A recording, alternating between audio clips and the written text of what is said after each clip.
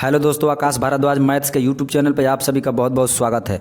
दोस्तों, आप 2024 में सीटेट का अगर आप एग्ज़ाम देने जा रहे हैं और आप चाहते हैं कि पहले ही प्रयास में आप सीटेट को क्वालिफाई करें, तो दोस्तों ये समस्या आपकी बहुत ही अच्छे तरीके से इस समस्या का समाधान किया जाएगा, जिससे कि आप सीटेट को पहली बार में यानी पहले ही प्रयास में आप जो है सीटेट को क्वालिफाई कर लें।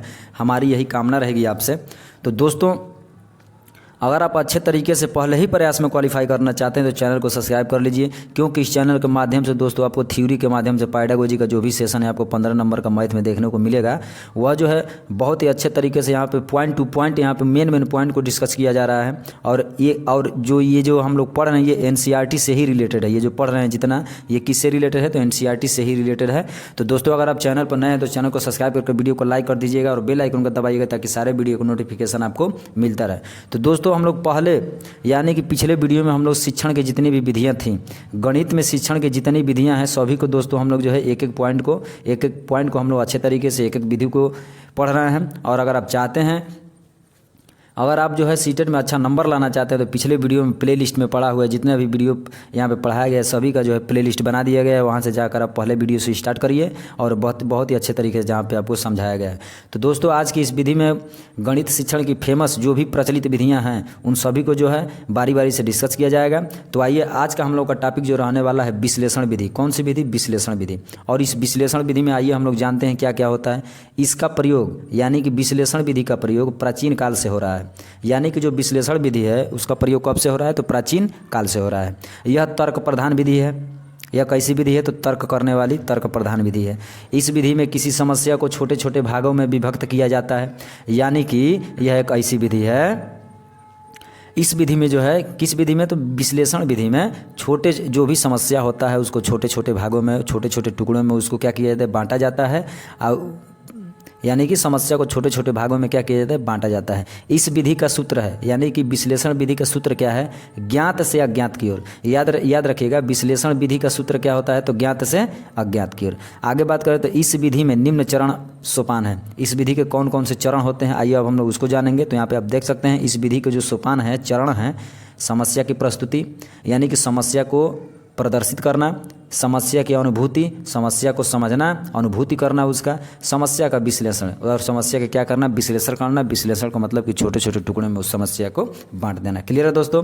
चलिए आइए दोस्तों, अगर आगे बात करें तो इस विधि के लाभ क्या हैं। आइए इस विधि के लाभ जानते हैं कि इस विधि के लाभ क्या क्या है विश्लेषण विधि के।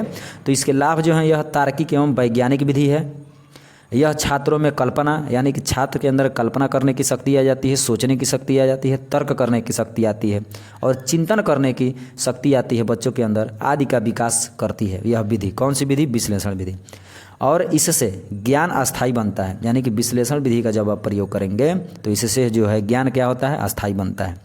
चलिए अब हम लोग बात करते हैं इस विधि के दोष, यानी कि जिससे लाभ होता है उससे दोस्तों हानि भी होती है। तो इससे हानि यानी इसके दोष क्या है विश्लेषण विधि के? छात्र की जिज्ञासा यानी कि छात्र को जो जानने की इच्छा होती है उसी को जिज्ञासा कहते हैं।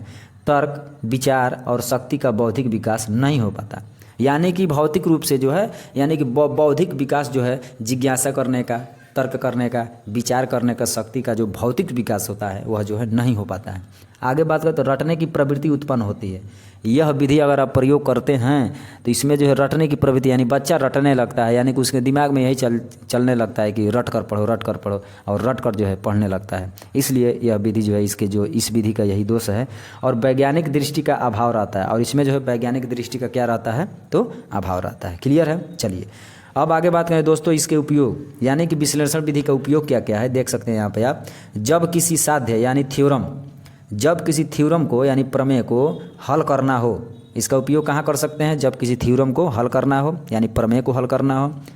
जब रेखा गणित में कोई रचना कार्य करना हो, यानी कि रेखा गणित में जब आप किसी चीज़ की रचना का जो भी रचना कर रहे हैं उस कार्य में इसका उपयोग होता है। जब अंक गणित में किसी नवीन समस्या को हल करना हो, यानी कि जब अर्थमेटिक में यानी अंक गणित में नई समस्या को क्या करना हो, हल करना हो, वहाँ पर जो है विश्लेषण विधि का प्रयोग किया जाता है। उम्मीद है कि आपको दोस्तों विश्लेषण विधि अच्छे तरीके से समझ में आ गया होगा। चलिए अब हम लोग बढ़ते हैं आगे की तरफ, अगले पॉइंट की तरफ। अगली विधि जो है दोस्तों, यहाँ पे अगली विधि जो है हम लोगों की अगली विधि जो आपको दिखाई दे रही है यहाँ पे आप देख सकते हैं, अगली विधि है आपका संश्लेषण विधि या मनोवैज्ञानिक विधि। इस विधि में क्या होता है, यह विधि विश्लेषण के बिल्कुल विपरीत है। यानी जो भी आप विश्लेषण विधि ऊपर पढ़े थे उसका ये क्या है, तो उल्टा है। इस बात को याद रखिएगा, संश्लेषण विधि यानी कि इसमें छोटे छोटे खंडों को जोड़ा जाता है। विश्लेषण विधि में छोटे छोटे टुकड़ों में बांटा जाता था, लेकिन संश्लेषण विधि में छोटे छोटे खंडों में क्या किया जाता है, इसको जोड़ा जाता है, छोटे छोटे टुकड़ों को। आगे बात करें तो इसमें ज्ञात से अज्ञात की ओर अग्रसर होते हैं, यानी ज्ञात से अज्ञात की ओर इसमें जो क्या होते हैं, अग्रसर होते हैं। इसके निम्न चरण या सोपान है। आइए इसके बारे में जानते हैं, इसके चरण या सोपान कौन कौन से हैं। तो यहाँ पे आप देख सकते हैं इसके सोपान जो हैं, चरण जो हैं कौन कौन से हैं। तो समस्या के आधार पर ज्ञात कराना, समस्या के आधार पर जो है बच्चों को क्या किया जाता है, ज्ञान कराना है। समस्या का ज्ञान कराना, जो भी समस्या है उसको जानना जरूरी है। समस्या का हल प्रस्तुत करना, समस्या को हल को जो है क्या किया जाता है, बच्चों के सामने प्रस्तुत करना। आइए अब इसके लाभ और हानि के बारे में जानते हैं। तो दोस्तों इस विश्लेषण विधि में जो है क्या है, ये विश्लेषण विधि यानी कि विश्लेषण विधि के लाभ हानि जान गए। अब हम लोग जानेंगे संश्लेषण विधि, यानी कि संश्लेषण विधि में विधि के लाभ क्या है। यहाँ पे आप देख सकते हैं संश्लेषण विधि के लाभ। यह मनोवैज्ञानिक विधि है। इसमें समय एवं शक्ति की बचत होती है, आपका टाइम की बचत होगी और पावर यानी शक्ति की बचत होती है। यह कमज़ोर छात्रों को भी लाभान्वित करती है, यानी कमज़ोर छात्र भी इस विधि के प्रयोग करते हैं तो लाभ उठा सकते हैं। यह व्यवस्थित विधि है। यह एक प्रकार की कैसी विधि है, तो व्यवस्थित विधि है। आइए अब जानते हैं इस विधि के दोष क्या है। विश्लेषण विधि संश्लेषण विधि के इसके दोष क्या है, तो यह रटने की प्रवृत्ति को बढ़ावा देता है। यानी कि इस विधि का अगर आप प्रयोग करते हैं तो यह रटने को बढ़ावा देता है। इसमें छात्र निष्क्रिय रहते हैं, सक्रिय नहीं रहते। इसमें छात्र जो है क्या है, निष्क्रिय रहता है। इस विधि के द्वारा नवीन ज्ञान की खोज नहीं हो पाती, यानी कि इस विधि का अगर आप प्रयोग करते हैं तो नया ज्ञान का खोज जो है इस विधि में आपको नहीं मिलेगा। क्लियर है दोस्तों, उम्मीद है कि पॉइंट टू पॉइंट आपको समझ में आ रहा होगा। चलिए अब हम लोग आते हैं अगले पॉइंट की तरफ। तो दोस्तों यहाँ पे अगले पॉइंट की अगर बात करें, अगला आपका जो विधि है, अगला विधि जो है आपका क्या है, तो समस्या समाधान विधि। अगला विधि क्या है, तो समस्या समाधान विधि। समस्या समाधान विधि में आइए हम लोग जानते हैं समस्या समाधान विधि क्या है। समस्या समाधान विधि में दोस्तों आप सबको पता है कि समस्या समाधान विधि में यहाँ पर जो आप देख सकते हैं समस्या समाधान विधि। समस्या समाधान से तात्पर्य हमारे द्वारा किसी परिस्थिति में किए गए या किए जाने वाले उन प्रयासों से है जब हमें यह नहीं मालूम कि हमें करना क्या है। यानी कि समस्या समाधान विधि में यह नहीं मालूम है कि हमको करना क्या है, उन्हीं को प्रयास से जो है यह जो विधि जो है बनाई गई है। आगे बात करें तो इसमें अध्यापक शिक्षार्थियों के सामने, यानी कि जो टीचर होता है छात्रों के सामने समस्या को रखता है। छात्रों के सामने जो समस्या को क्या करता है, प्रस्तुत करता है, रखता है। तथा शिक्षार्थी सीखे हुए ज्ञान, यानी कि जो भी छात्र ज्ञान सीखे हुए होते हैं, नियमों तथा प्रत्ययों की सहायता से कक्षा में समस्या का समाधान ज्ञात करते हैं। यानी कि जो भी विद्यार्थी सीखे हुए हैं उनके नियमों तथा प्रत्ययों की सहायता से कक्षा में जो भी समस्या होती है उसका जो है समाधान किया जाता है। चलिए आइए आगे बात करते हैं दोस्तों इसके चरण कौन कौन से हैं समस्या समाधान विधि के। तो समस्या समाधान विधि के चरण हैं, यहाँ पे आप देख सकते हैं समस्या समाधान विधि के कौन कौन से चरण हैं। तो इसके चरण हैं, यहाँ पे आप देख सकते हैं इस विधि के चरण कौन कौन से हैं। समस्या में दिए गए तथ्यों एवं उनके संबंधों को समझना, यानी कि समस्या में जितने भी तथ्य दिए गए हैं उनको उनके संबंध, उनमें संबंध क्या है, उन चीज़ों को समझना होता है। आगे बात करें तो समस्या का विश्लेषण करना, संभावित हल खोजना, हल ज्ञात करने के लिए गणना करना, समस्या का हल ज्ञात कर उत्तर की जांच करना, स्वीकृत समाधान का प्रयोग करना। ये सभी चीज़ें जो है क्या है, ये समस्या समाधान विधि के ये सभी जो है चरण हैं। क्लियर है। चलिए आइए अब हम लोग जानते हैं इस विधि के लाभ क्या है। तो दोस्तों इस विधि का लाभ यही है। इस विधि का लाभ क्या है, इस विधि का लाभ आप देख सकते हैं। इस विधि में जो है, इस विधि का लाभ यह है कि यह विधि जो है, यह विधि शिक्षार्थियों को अपने दैनिक जीवन की समस्याओं को हल करने के लिए तैयार व जागरूक बनाने में सहायक है।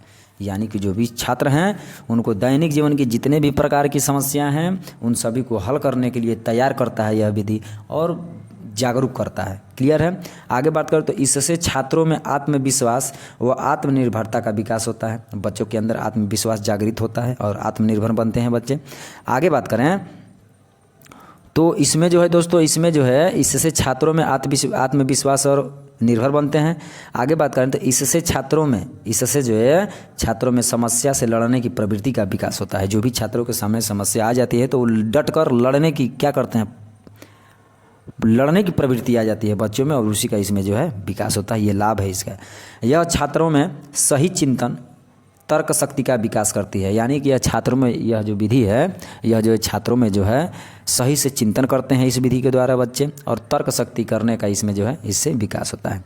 आगे बात करें तो इस समय छात्रों की व्यक्तिगत भिन्नताओं को ध्यान रखा जाता है। यानी कि जो भी छात्रों के अंदर व्यक्तिगत भिन्नता हैं उन सभी को क्या किया जाता है, इसमें जो है ध्यान दिया जाता है। आगे बात करें तो इस विधि के दोष क्या हैं, तो इस विधि के दोष ये हैं, इस विधि के दोष यह है पाठ्यक्रम पूरा नहीं हो पाता। अगर आप इस विधि का प्रयोग करते हैं तो इसमें जो है आपका पाठ्यक्रम जो है, सिलेबस जो है पूरा नहीं हो पाता, ख़त्म नहीं हो पाता है। यानी कि इस विधि में समय ज़्यादा लगता है। इस विधि में क्या होता है, समय ज़्यादा लगता है, इसलिए जो है इसमें जो है पाठ्यक्रम जो पूरा नहीं हो पाता है। आगे बात करें तो यह विधि निम्न कक्षाओं के लिए उपयुक्त नहीं है। यानी कि यह विधि जो है प्राइमरी बच्चों के लिए 1 से जो 5 तक बच्चे पढ़ते हैं उनमें जो है यह विधि उपयुक्त नहीं है। उम्मीद है कि दोस्तों आपको ये जो क्लियर, आपको ये चीज़ें जो है आपको एक एक चीज़ जो है समझ में आ रहा होगा। तो चलिए अब हम लोग बढ़ते हैं अगले पॉइंट की तरफ। तो चलिए दोस्तों हम लोग आते हैं अगले पॉइंट की तरफ। अगली विधि जो है हम लोगों की है, अगला विधि क्या कहता है, अनुसंधान विधि। अगला विधि कौन सा है, अनुसंधान विधि। अनुसंधान विधि में क्या होता है कि इस विधि के जन्मदाता, यानी कि अनुसंधान विधि के जन्मदाता कौन है, तो H.E. आर्मस्ट्रांग थे। अगर पेपर में सीटेट एग्जाम में पूछ दे कि अच्छे लोगों की हालत ख़राब हो जाएगी। यानी कि अनुसंधान विधि के जन्मदाता कौन है, तो याद रखिएगा H.E. आर्मस्ट्रांग थे। यही जो है अनुसंधान विधि का प्रयोग किए थे। यह अत्यंत प्रभावशाली विधि है, यह बहुत ही प्रभाव डालती है। इसमें शिक्षक एक मार्गदर्शक की तरह कार्य करता है। छात्रों को स्वयं ज्ञान प्राप्त करने के लिए प्रेरित किया जाता है। यानी कि इस विधि में छात्रों को स्वयं ज्ञान प्राप्त करने के लिए इस विधि में जो है बच्चों को बताया जाता है, प्रेरित किया जाता है, उनको जागृत किया जाता है। आगे बात करते हैं, इस विधि का मुख्य उद्देश्य छात्रों को अनुसंधानकर्ता या खोजी बनाना है। यानी कि इस विधि का प्रयोग जो है, इस विधि का जब प्रयोग करेंगे तो इसका मुख्य उद्देश्य यह है कि अनुसंधानकर्ता या खोजी, यानी कि बच्चे जो है खोजने की जो है बच्चों में क्या आ जाती है, प्रवृत्ति आ जाती है। क्लियर है। चलिए अब आगे बात करें तो दोस्तों, अगर आगे बात करें तो इस विधि के लाभ के बारे में अगर बात करें तो इस विधि से लाभ यह है, इस विधि का लाभ क्या है कि यह एक मनोवैज्ञानिक है। इसका लाभ यह है कि यह मनोवैज्ञानिक है। इससे छात्रों में वैज्ञानिक दृष्टिकोण का विकास होता है। यह विधि छात्रों में रचनात्मकता को बढ़ावा देता है। आगे बात करें तो यह विधि जो है यह बच्चे को स्वयं करके सीखने के लिए प्रेरित करता है। यानी कि यह जो विधि, अनुसंधान विधि, बच्चे स्वयं करते हैं और उससे सीखने के लिए प्रेरित होते हैं। यह गृह कार्य मुक्त होती है। यह घर के कार्य से क्या होता है, बिल्कुल मुक्त होता है, फ्री होता है। क्लियर है। चलिए अब इसके दोष के बारे में दोस्तों अगर बात करें तो इस विधि के दोष क्या हैं, यहाँ पे आप देख सकते हैं इस विधि के दोष क्या हैं। तो इस विधि का दोष यह है, इस विधि के दोष, यह विधि छात्रों एवं अध्यापकों दोनों से ही अधिक परिश्रम, योग्यता, प्रवीणता की आशा रखती है। यानी कि इस विधि का अगर आप प्रयोग करते हैं तो सबसे ज़्यादा छात्रों को इसमें मेहनत करना पड़ता है और उसमें योग्यता होना चाहिए और उसमें प्रवीण होना चाहिए, कार्य करने की उसमें क्षमता होना चाहिए। आगे बात करते हैं, इसमें समय अधिक लगता है। आपको जाहिर सी बात है, अगर आप किसी चीज़ की खोज करेंगे तो समय तो लगेगा ही। पाठ्यक्रम समय पर समाप्त नहीं होता। जब खोज करेंगे किसी चीज़ का तो पाठ्यक्रम समाप्त होगा नहीं होगा, इस बात को आप याद रखिएगा। इसके दोष हैं। ठीक है। चलिए आगे बात करें तो त्रुटिपूर्ण निर्णय की संभावना बनी रहती है। यानी कि आप किसी चीज़ की अगर आप खोज करने जाते हैं तो गलत तो उसमें होता ही है, त्रुटि तो होता ही रहता है। इस पॉइंट को आप नोट करिएगा। उपयुक्त सहायक सामग्री का अभाव रहता है। यानी कि जो भी आपको सहायक सामग्री चाहिए, जो अनुसंधान कर रहे हैं उसमें जो भी सहायक सामग्री चाहिए वो आपको क्या होना चाहिए, उपयुक्त होना चाहिए। यानी कि अभाव रहता है, मिल ही नहीं पाता है। आगे बात करते हैं, यह छोटे बच्चों के लिए उपयुक्त नहीं है। छोटे बच्चों के लिए, छोटे बच्चे खोज कर पाएंगे तो यानी कि प्राथमिक स्तर के लिए बच्चों के लिए यह जो उपयोग नहीं है। क्लियर दोस्तों। चलिए अब हम लोग बढ़ते हैं अगले विधि की तरफ। अगला विधि जो है दोस्तों कह रहा है प्रदर्शन विधि। यानी कि प्रदर्शन विधि में, इस विधि में सिद्धांतों या तथ्यों को प्रयोगों द्वारा स्पष्ट किया जाता है। प्रदर्शन विधि में सिद्धांत या तथ्य जो भी होते हैं उनको जो प्रयोग के द्वारा स्पष्ट किया जाता है। यह छात्रों को प्रत्यक्ष ज्ञान देती है, क्लियर ज्ञान दे देती है। यह छात्रों में उत्साह पैदा करती है। छात्र के अंदर जो उत्साह पैदा होता है, मन लगता है उनके अंदर, बच्चों में। यह छात्रों में निरीक्षण, यानी छात्र स्वयं निरीक्षण कर सकते हैं, तर्क कर सकते हैं एवं विचार कर सकते हैं, शक्ति का विकास करती है। अगर इस विधि का प्रयोग करते हैं तो इस विधि में बच्चे स्वयं निरीक्षण करते हैं, तर्क करने की क्षमता आ जाती है और जो है विचार शक्ति का क्या होता है, यह जो विधि है विकास करता है। चलिए आगे बात करें तो दोस्तों अगला विधि जो है हमारा, अगला विधि है परियोजना प्रोजेक्ट विधि, परियोजना प्रोजेक्ट विधि। इस विधि के जन्मदाता WH किलपैट्रिक, याद रखिएगा परियोजना, ये सीटेट एग्जाम में आ सकता है यह प्रश्न, परियोजना प्रोजेक्ट विधि के जन्मदाता कौन है, तो याद रखिएगा WH किलपैट्रिक हैं। क्लियर है। चलिए आगे बात करें तो इस विधि में बालक को कोई कार्य संपन्न करने के लिए कहा जाता है, यानी कि इस विधि में बालक को, छात्र को क्या करे, कार्य को समाप्त करने के लिए जो है बच्चे के लिए संपन्न यानी शुरुआत करने के लिए कहा जाता है। इस विधि के द्वारा शिक्षार्थी में योजना बनाना, उसको क्रियान्वित करना, उसका मूल्यांकन करना आदि कौशलों का विकास होता है। इस विधि में योजना व्यक्तिगत या समूह में किया जाता है। योजना जो है बनाया जाता है कहाँ, व्यक्तिगत या समूह में बनाया जाएगा। चलिए तो अगले विधि की अगर बात करें तो अगला विधि हमारी हो जाती है, अगला विधि कौन है, यहाँ पे भ्रमण विधि। ये कौन सी विधि है, भ्रमण विधि। इस विधि में छात्र भ्रमण करके ज्ञान अर्जित करते हैं। भ्रमण विधि में छात्र जो है भ्रमण करेंगे, घूमने के लिए जाते हैं कहीं, वहाँ से जो है ज्ञान को अर्जित करते हैं, ज्ञान प्राप्त करते हैं।